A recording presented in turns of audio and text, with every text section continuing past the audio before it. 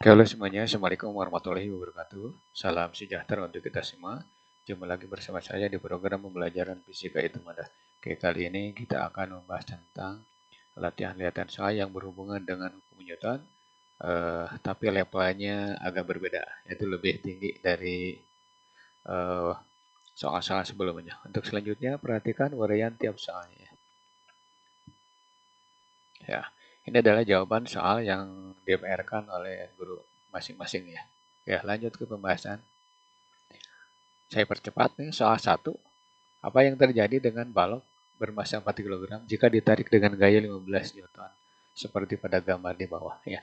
Nah, di sini lantai kasar dengan koefisien gesekan adalah setengah. Ya, itu seharusnya bukan U tapi mu ya. Ya. Untuk selanjutnya perhatikan uraiannya sebelum mengerjakan soal kita uraikan jadi gaya-gaya yang bekerja pada sistem balok ini. Oke. Ya, ini aja gaya berat mg ya. Kemudian ini gaya normal ya.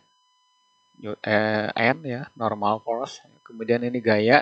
Nah, ini seharusnya gaya normal ini bukan sebelah kiri tapi sebelah kanan ya. Seharusnya ya, sebelah sini. Nah, kenapa? Karena gaya normal itu mendekati gaya utama. Ini gaya ini ya. Nah, kemungkinan besar benda ini akan mengguling ke arah depan, ya, bukan ke belakang ya. Oke. Ini ada gaya gesekan. Nah, sekarang cari dulu gaya gesekannya berapa? Ya, gaya gesekan ya. Nah, nanti besarnya berapa ya? Bentar. Gaya gesekan berapa? Nah, F sama dengan F kecil sama dengan mu kali N ya. Di mana N itu untuk bidang datar M kali G. Nah, itu tinggal setengah masukkan. Kemudian di sini ada masanya 4 kalikan 10 berarti 40. Nah, ini gaya gesekan berarti 20 Newton. Nah, silakan bandingkan ini. Gaya sendiri adalah 15 Newton. Nah, jadi nanti begini. Satu ya. Karena F gesekan ya lebih besar daripada F. Nah, ini maka benda diam ya. Benda dalam keadaan diam ya. Ya. Nah, artinya apa? Ketika itu gaya gesekan itu sama dengan 15 Newton ya. Jadi, nah, kenapa 15 Newton? Jadi gaya gesekan itu bekerja dari mulai 0 sampai maksimum eh, 20 Newton ya. Maksimumnya 20 Newton, minimumnya 0 ya. 0 berarti licin ya untuk keadaan begini. Nah, yang kedua, misalkan F-nya misalkan kita ambil misalkan 18 Newton. Nah, ketika itu gaya gesekan itu beranjak menjadi 18 Newton juga. Nah, ketika gayanya misalkan 20 Newton, maka gaya gesekan itu maksimum 20 Newton. Ya. Nah, artinya apa? Benda bisa kurang N ya. Oke, sorry. Ya. Nih, ya. Benda itu akan bergerak. Nah, atau benda dikatakan bergerak lurus beraturan. Ya. Kenapa? Karena jumlah gayanya sama dengan 0.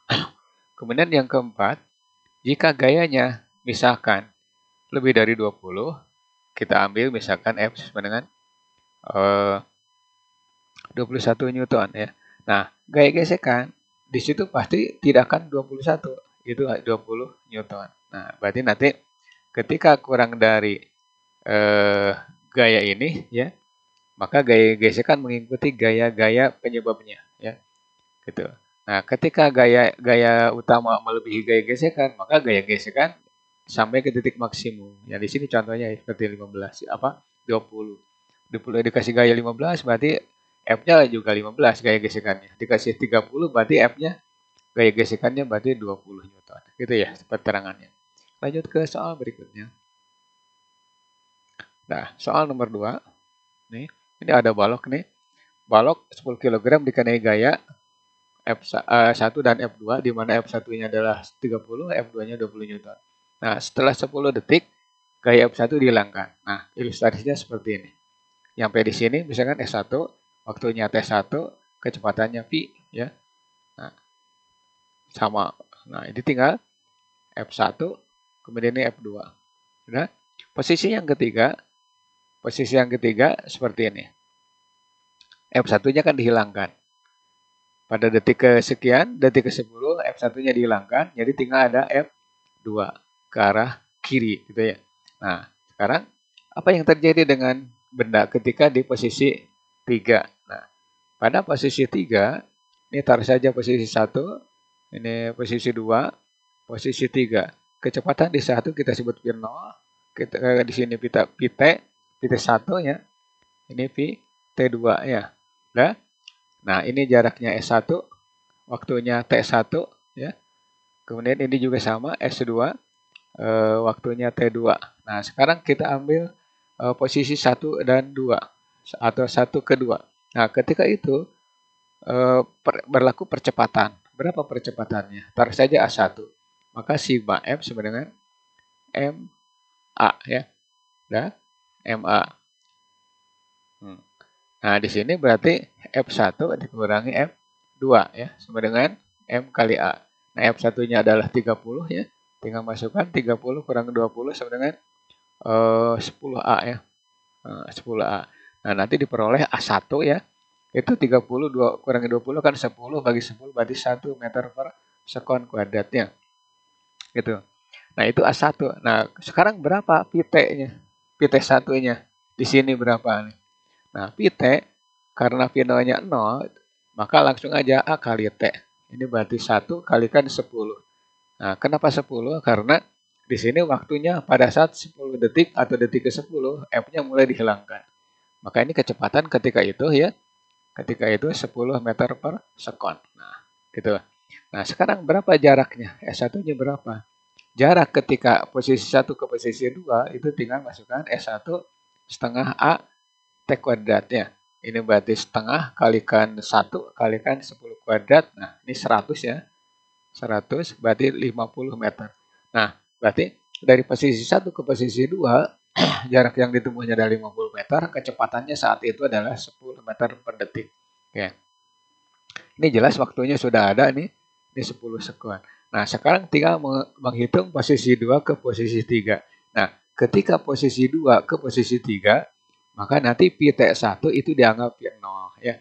Nah, jadi bagaimana caranya? Nah, ketika F1 dihilangkan, maka yang ada hanya gaya F2 saja. Ya, jadi begini, sigma F sama dengan M kali A. Nah, di sini ada gaya semen 1, berarti min F2 sama dengan M A2. Nah, ini masukkan tinggal 20, ini 10 A2. Nah, berarti A2 itu sama dengan minus 2 meter per sekon kuadrat. Artinya apa? Ketika posisi 2 ke posisi 3, maka balok ini atau benda ini mengalami perlambatan sebesar 2 meter per sekon kuadratnya. Nah, pertanyaannya berikutnya adalah berapa jarak yang keduanya? Nah, S2-nya berapa? Ya. Nah, S2 gunakan yang ini. Ya, S2 sama dengan setengah A T kuadrat. Nah, dulu. Di sini ada V0, sorry. Ada V0, kenapa? Karena dia bergerak dari kecepatan awal Vt1 atau V0 ya. Saya hapus dulu ya. Nah, ya saya hapus dulu. Kita ulangi ya. Berarti S2 sama dengan V0T ditambah setengah T kuadrat. Tapi karena ditanyakan S2 tidak ada T-nya, nah, pakai lagi yang ini. Ya, pakai lagi yang Pt kuadrat ya, sorry. Nah, oke. Pakai ini. Pt kuadrat sama dengan V0 kuadrat ditambah 2S. Nah, A-nya A2 ya. S-nya S2 juga. Nah, ini 0. Kenapa 0? Karena dia berbalik arah. Ketika berbalik arah, itu berarti kecepatan akhirnya adalah 0. Kalau kecepatan akhir tidak 0, tidak akan berbalik arah, tapi terus. Ini 0, kemudian V0-nya ini asalnya dari sini. Ya, dari Vt1. Berapa nilainya? Yaitu 10. Nah, berarti nanti 10 kuadrat ditambah 2 kali min 2 kalikan S2 ya. Udah, berarti 0 sama dengan 100 ya, dikurangi 4 S2. Nah, udah, S2 berarti ini pindah ya, ini 100. Nah, maka diperoleh S2 sama dengan 25 meter. Jadi balok atau benda berhenti pada jarak 25 meter dari posisi 2 ke posisi 3 ya. Nah, atau dari posisi 1 balok akan berhenti dan berbalik arah ketika jaraknya 50 ya. Saya jumlahkan aja 50 ditambah 25. Jadi jawabannya bisa dua versi ya. Bergerak akan berbalik arah setelah 25 meter dari posisi 2 ya. Atau bergerak atau berbalik arah dari posisi 1 sejauh 75 meter ya. Nah, pertanyaannya berikutnya adalah kapan? Kapan? Kita gunakan boleh begini, Vt sama dengan V0 plus A kali T ya. Vt-nya adalah 0, kemudian V0-nya adalah 10, A-nya adalah 2, T ya. Berarti nanti 2T sama dengan 10. Oh, udah T2-nya berarti ini 2 nih. Ini juga 2 ya. Itu berarti 10 bagi 2, yaitu 5 sekon. Nah, seperti ini juga sama. T total itu bisa 5 ditambah 10, atau 15 meter ya. 15, bukan 15 menit, 15 sekon ya. Nah, berarti jawabannya gini. Benda akan berhenti dan berbalik arah ketika jarak 75 cm, 75 meter dan 15 detik ya. Atau detik ke-15. Atau gini, benda atau balok akan berhenti ya pada jarak 25 meter dan 5 detik setelah gaya dihilangkan. Itu jawabannya ya. Bisa dua versi. Dua-duanya benar. Ya. Karena acuannya beda-beda. Seperti itu ya. Sekarang lanjut ke soal berikutnya. Oke. Nah, ini ada benda balok ya, masanya 2 kg, ditekankan pada dinding oleh gaya sebesar 50 Newton. Nah, sebelum mengerjakan soal ini juga sama. Uraikan gaya-gayanya supaya kita bisa dikasih pencerahan oleh gambar itu. Oke, lanjut ke gambar uraiannya. Nah, ini balok ditekan dengan gaya F ya. Kemudian akibat ada tekanan gaya, maka dinding akan memberikan gaya ke arah yang berlawanan seperti ini. Inilah disebut gaya normal ya. Nah, kemudian balok sendiri kan punya massa 2 kg, berarti dia punya gaya berat. Nah, ini arahnya ke bawah. Nah, akibat adanya gaya berat, maka karena di sini dinding kasar, diketahui koefisien gesekan statis, koefisien gesekan kinetis, maka gaya gesekan ke atas ya. Seperti ini. Nah, sekarang caranya bagaimana? Cari gaya normal di sini. Nah, gaya normalnya berapa? Nah, gunakan sigma fx sama dengan 0. Kenapa 0? Karena dinding tidak bisa ditekan, tidak bisa bergerak ya, akibatnya 0. Nah, maka nanti normal itu sama dengan gaya ya, karena f dikurangi n normal ya sama dengan 0. Maka ini langsung 50 Newton. Nah, sekarang tinggal cari gaya gesekan statisnya berapa? Yang ini ya.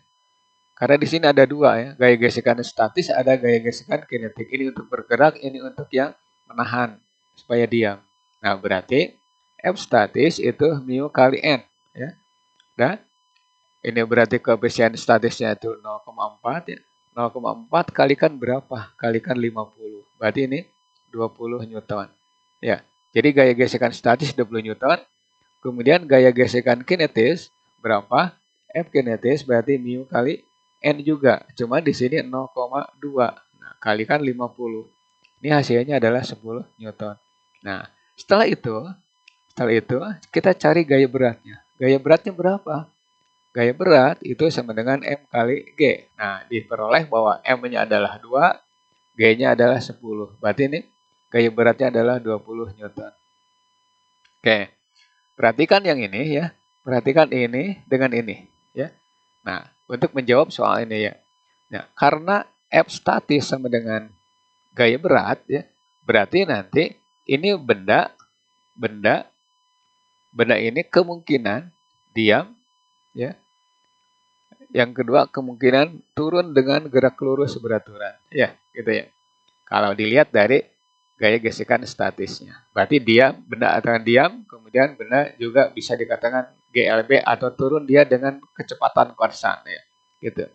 Nah, kalau dilihat dari gaya gesekan kinetik, jelas ini kurang dari gaya utama, itu gaya berat. Maka dia akan turun dengan percepatan tertentu. Oke, itu jawaban untuk soal nomor 3. Lanjut ke soal berikutnya. Oke, ini nomor 4 ya. Apa yang terjadi dengan balok bermassa 5 kg berada di atas bidang miring bukan nidang ya. Bidang miring jika kasar, koefisien gesekan statisnya 0,4, kinetiknya 0,1. Oke, ini sama seperti soal yang nomor 3. Nomor 3 kemudian nomor 2 ya. Oke.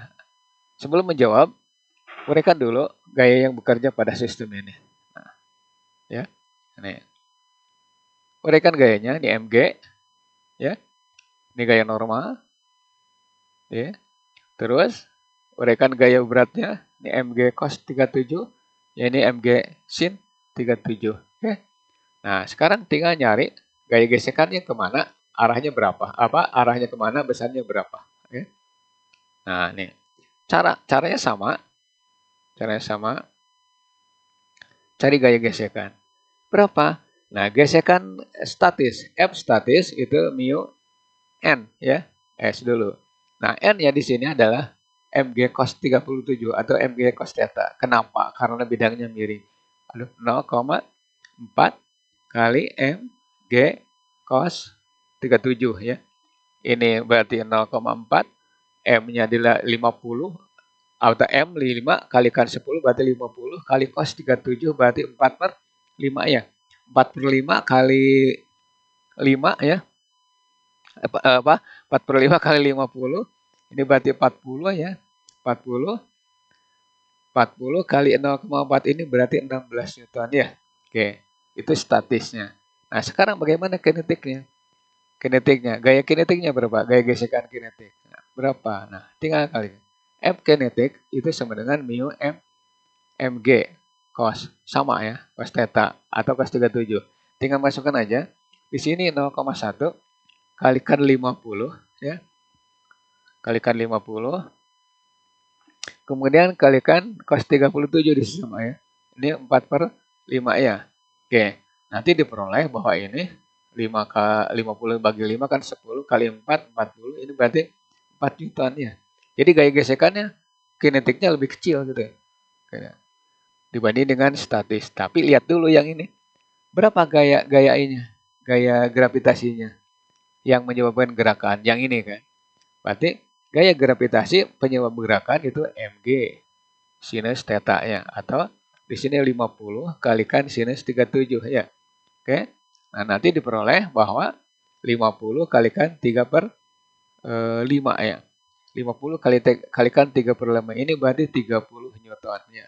Oke, ketika itu maka nih gaya gesekan statisnya 16, kemudian kinetiknya 4, kemudian gaya gravitasinya 50. Jelas nanti gaya gravitasi itu lebih besar dibanding dengan gaya gesekan statisnya. Nah, ini berarti benda meluncur ya. Benda meluncur dengan percepatan A ya, konstan ya. Dari mana? Gunakan sigma F sama dengan M kali A, atau di sini A sama dengan G kurung sinus theta min mu cos theta ya. Gitu. Nanti diperoleh ini 10 kalikan sinus 37 dikurangi koefisien gesekannya kinetik karena meluncur berarti 0,1 ya, kalikan cos 37 ya. Nah, udah. Nanti diperoleh 10 kurung 3/5 ya, dikurangi 0,1 kalikan 4/5 ya. Udah. Kalikan 4/5 berarti nanti nih 10 kalikan 3/5 dikurangi 0,4/5 itu ya. Nanti diperoleh percepatan 2 kali ya, ini kan bagi 5 berarti 2 ya. 2 kali kan 2,6 ya, gitu. Berarti nanti di sini diperoleh 5,2 meter per sekon kuadrat, gitu ya. Nah, itu soal untuk nomor 4 ya. Jadi tetap kita cari gaya gesekan, kinetik, statis, kemudian bandingkan dengan yang utamanya atau gaya penyebabnya, yaitu gaya-gaya yang mengakibatkan gerakan, itu mg sin theta untuk yang bidang miring, gitu ya. Oke, lanjut ke soal berikutnya. Ya. Nah, di sini sama ada balok, ya. Soalnya mirip dengan yang nomor 4. Ya. Nah, balok ini meluncur melalui dua bidang yang kasar dan yang licin ya, ke bawah. Nah, saya aplikasikan atau ilustrasikan seperti ini. Mula-mula balok meluncur pada bidang miring licin ya sejauh 0,75. Kemudian memasuki bidang kasar dengan koefisien gesekan 78. Tentukan jarak keluncuran total balok tersebut ya, berarti sampai bawah ya. Nah, untuk selanjutnya uraikan gaya-gaya yang bekerja pada sistem. Lihat uraiannya ya. Ini balok yang tadi, ini uraiannya. Nah, ini normal. Ini Mg cos ya. Ini Mg sin theta ya. Nah, kemudian dia meluncur sejauh 0,75.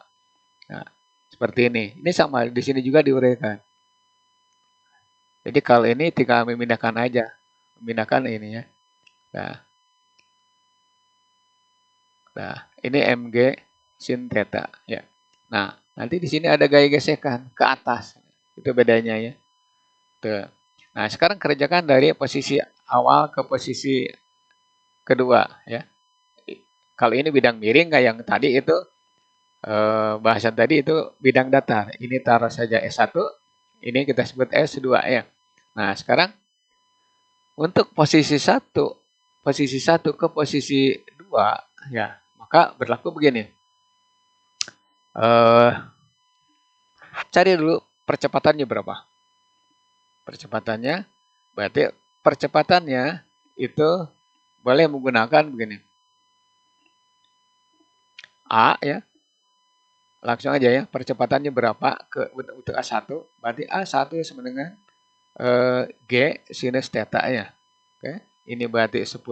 Ini dari mana ini asalnya? Dari sini. Sigma M sama dengan M kali A. Tidak ada gaya lain kecuali Mg sin theta. Berarti tinggal Mg sinus theta itu sama dengan M kali A. Maka diperoleh A itu sama dengan G sin theta ya. Gitu. Tinggal masukkan 10 kalikan berapa? Kalikan sin 37, berarti kalikan 3/5 ya. 37, berarti 3/5, 10 kalikan 3/5. Nah, nanti hasilnya adalah 6 meter per sekon kuadrat. Itu percepatan dari sini ke sini. Ya. Nah, fungsinya untuk apa? Fungsinya untuk mencari kecepatannya ketika di sini berapa. Ya. Nah, maka V sama dengan berapa? Vt kuadrat sama dengan V0 kuadrat ditambah 2AS-nya. Ini berarti ditanya. Nah, kemudian V0-nya 0. Ini 2 ya. Kalikan A-nya itu 6 ya. Kemudian S-nya itu 0,75 ya. 0,75 ya. Kemudian ini 2 kali 6 kali ini boleh disingkat ya 3/4 nih. Ya, 3/4. Nah, ini kan 12 ya. Bagi 4. Ini berarti ini kuadrat ya, sorry. Kuadrat berarti ini 3 kali 3 ya. Nah, berarti Vt sama dengan akar 3 kali 3 ya, gitu. Nah, nanti hasilnya adalah Vt sama dengan 3 meter per sekon. Nah, itulah kecepatan ketika posisi 2 ya. Kecepatan ketika posisi 2 3 meter per detik ya. Oke. Nah, sekarang posisi 3 posisi 2 sampai berhenti. 2 sampai dengan berhenti ya atau stop ya. Nah, itu berarti di sini berlaku seperti gini. Nah, gaya gesekan tadi udah dikenal mu M G cos theta ya. Nah, nanti gaya penggeraknya adalah Mg sin theta. Berarti boleh begini, F dikurangi F sama dengan kali A ya. Di sini Mg sin theta dikurangi mu Mg cos theta ya sama dengan M kali A. Nanti diperoleh A sama dengan G dalam kurung sinus theta dikurangi mu cos theta ya. Nah, tinggal masukkan ini 10 kali sinus 37 dikurangi gaya gesekan, koefisien gesekan di situ 7/8 ya. Saya kadung nulis 0 nih, saya hapus dulu ya. Nah, udah. Kita masukkan ini 3/8 ya. Bukan 7/8, sorry. kalikan cos 37 ya. Saya angkat ke atas. A sama dengan 10 kurung sin 37 berarti 3/5 ya. Kemudian kalikan 7/8 dikurangi 78 kalikan 4/5 ya. 4/5. Yap. Nah, nanti gini, 8 kali 5 aja udah 40 ya. Ini 40 berarti ini 10 kurung 3/5 dikurangi ya. Dikurangi ini tar ya. Ini 40 ya, 40.